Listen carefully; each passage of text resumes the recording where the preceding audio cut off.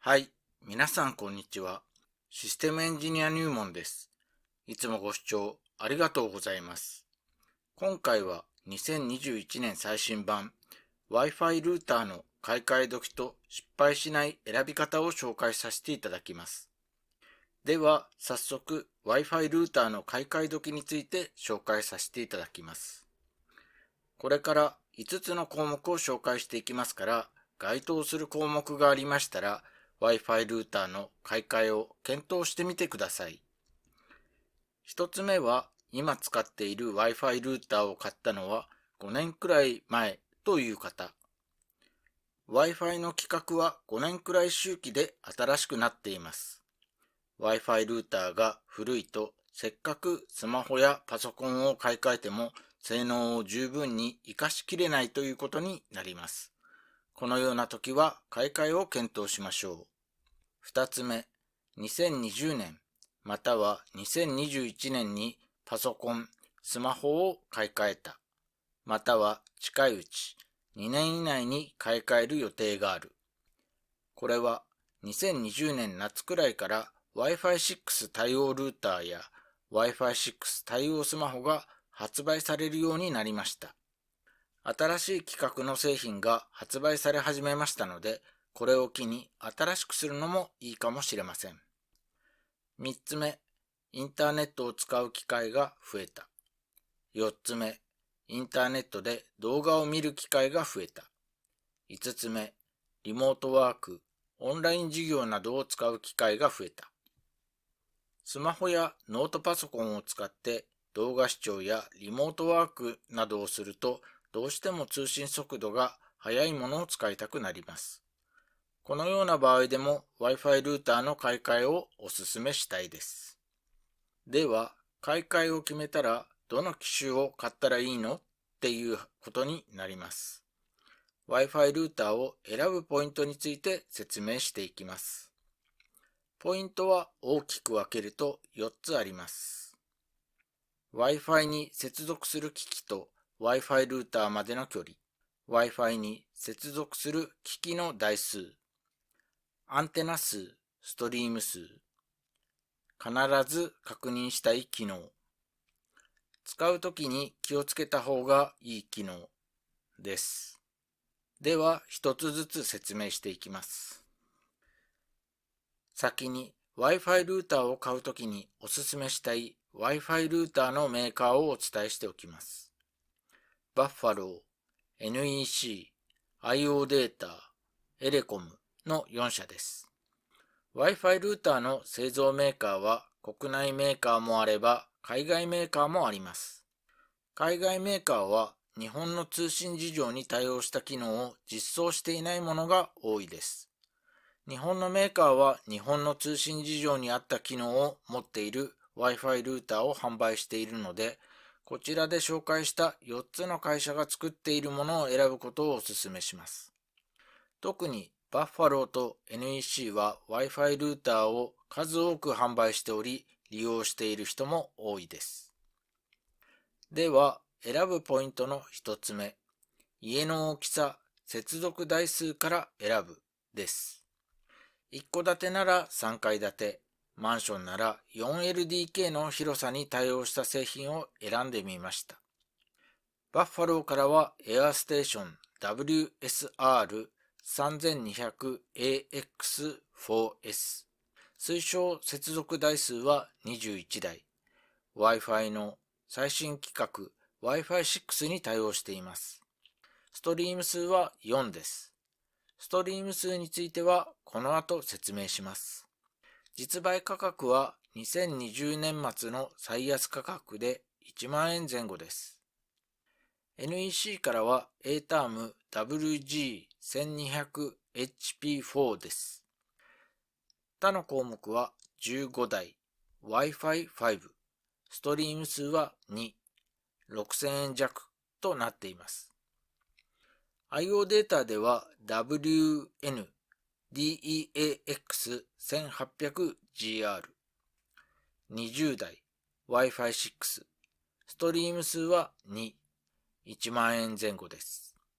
エレコムからは WRC 2533GST2、24台 Wi-Fi 5、ストリーム数は4、7000円前後です。これらの製品は推奨される接続台数が15台から24台となっています。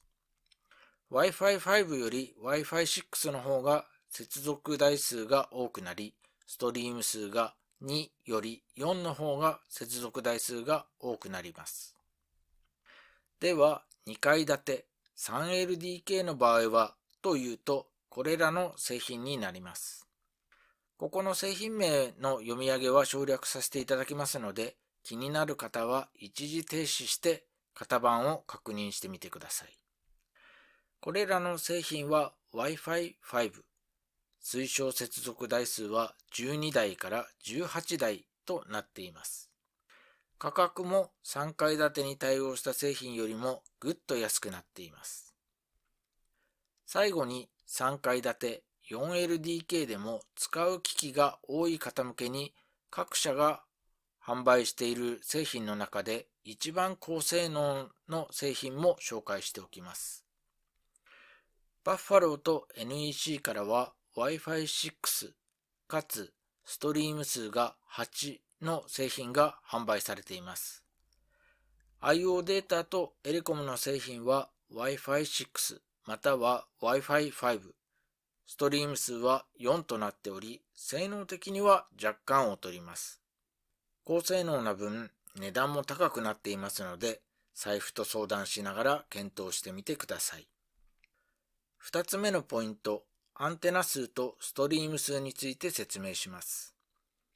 画面の左側は、ある Wi-Fi ルーターのカタログです。赤線が引いてあるところを見ると、80MHz、4×4 という記載があります。Wi-Fi ルーターの箱やカタログに 8×8 や 4×4 と大きく書いている場合もあります。この記述は左側が送信アンテナ数、右側が受信アンテナ数を表しています。送信と受信のアンテナを1本ずつ使って通信することをワンストリームと言います。4×4 の場合は4本のアンテナを使って送受信するため4ストリームとなります。上の赤線では 802.11ax、つまり Wi-Fi 6の場合は4ストリームで 2401Mbps の速度が出るので、1ストリームでは約 600Mbps となります。Wi-Fi 5で通信する場合は同じように計算すると 433Mbps です。最近のスマホやパソコンは Wi-Fi 6対応でアンテナを2本持っています。この場合、最大通信速度 600×2 で 1200Mbps となります。ちょっと古いスマホやパソコンは Wi-Fi 5対応でアンテナが1本です。この場合は最大通信速度が 433Mbps となります。実際利用する場合はこれらの値の3分の1程度になると思います。カタログなどを見るときの参考にしていただければと思います。参考として用途別のおおよその通信速度も載せておきます。メールや SNS は 1Mbps 程度まで、ウェブサイトを見る場合は 10Mbps 程度まで、動画視聴は 25Mbps 程度まで、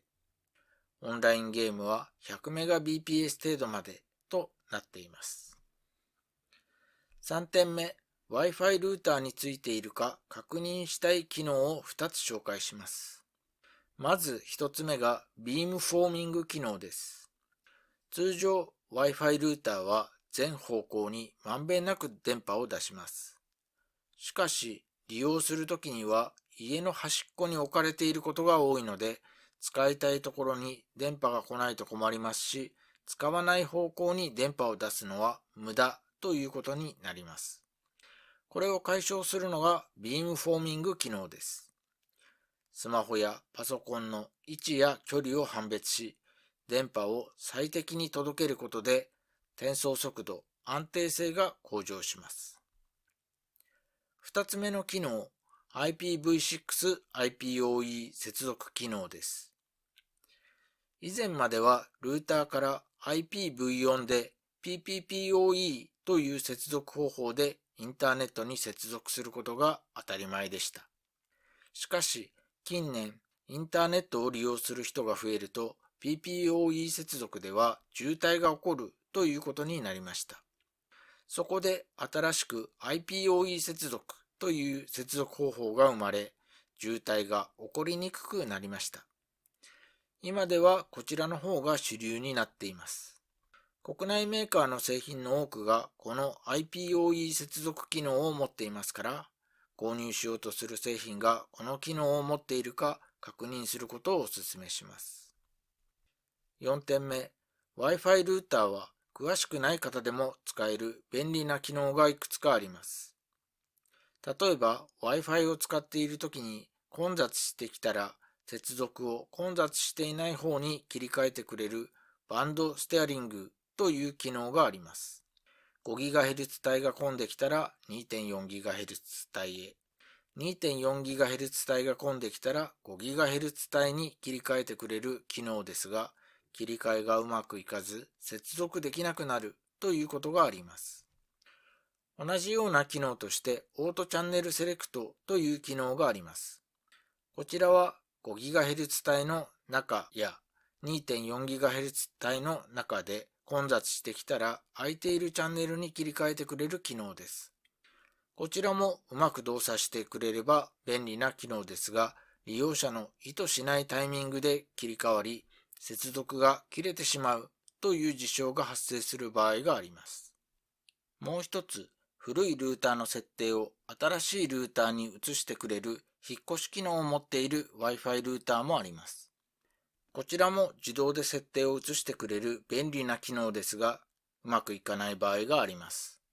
引っ越し機能を使って引っ越したら新しい Wi-Fi ルーターがインターネットにつながらなくなったという例です。これらの便利な機能、使っても構いませんが、インターネットにつながらない、通信中に接続が切れるなどの事象が発生するという時には、これらの機能をオフにして試してみることをお勧めします。最後、まとめです。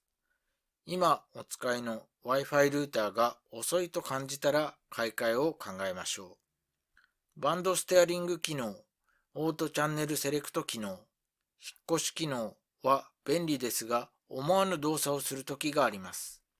接続がうまくいかない、速度が遅いなどの症状が出たら、設定がどうなっているのか、現在の状態がどうなっているのか確認しましょう。今回は Wi-Fi ルーターの買い替え時や選ぶポイントについて説明させていただきました。この動画を参考にしていただければと思います。このチャンネルでは IT 初心者、中級者向けに IT に関する情報を配信しています。皆さんの役に立つ情報を配信していますので、よろしければチャンネル登録、高評価よろしくお願いいたします。また動画配信します。お楽しみに。